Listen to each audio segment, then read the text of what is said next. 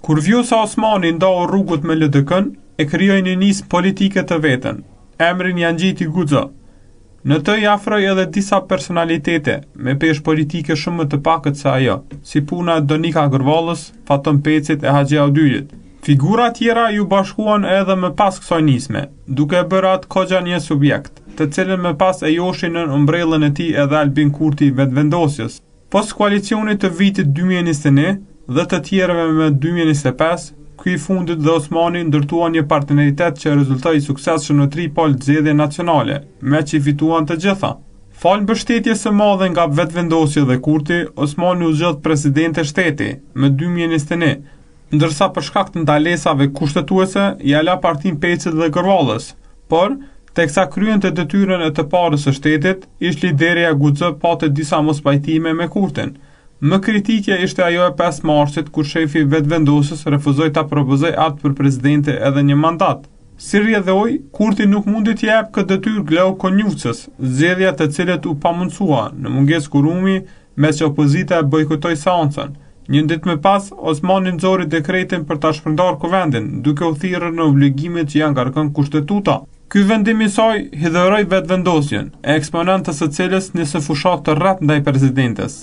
Madje, nga ish bashkëpartiakt e Osmanit, u tha se ajo po të ishte në Turqi do të përshkatohej për çështjen e dekretit. Në këtë situatë, Osmani nuk mori të paktën jo publikisht mbështetje nga njerëzit kryesor të Guxo, që janë pjesë e qeverisë dhe koalicionit qeverisës me Kurtin.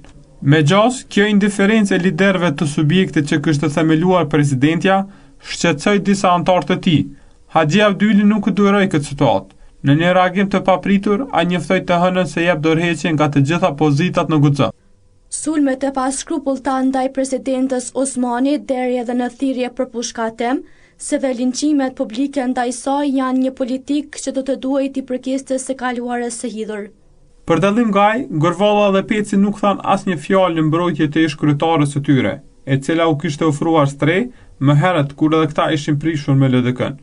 Ky fakt e bëri me nerva ish deputetin e Guxo Burim Meta, që nuk kurseu kritikat për njëri dhe tjetrin. Këto veprime të dënueshme nxorrin në pamungesën e një rrezillëkut, etjen për pushtet dhe karakteret e dobëta e as pak parimore të zonja Donika Gërvalla dhe zotri Faton Peci. Këta të dy sot mund të mbajnë pozita, por as dje, as sot dhe as në të ardhmen nuk do të mbahen mend për burëri e një rrezillëk. Një reagim nga Guxo megjithatë erdhi, jo kush e di sa në mbrojtje të fuqishme të presidentes, por në pranimin e dorëheqjes së Audylit. Me një komunikat, kjo parti tha se askush nga radhët e saj nuk është përfshirë në debate të ulta apo linçime publike ndaj askujt, as më pak ndaj Vjosa Osmanit. Dorëheqjet në Guxo nuk munguan as të mërkurën. Edhe antari i kryesisë qendrore të Guxo, Kujtim Hajdaj, që ka thënë se ka qenë edhe koordinatori i këtij subjekti për diasporë, njoftoi se ka vendosur të pezullojë për një kohë të pacaktuar aktivitetin brenda kësaj organizate politike.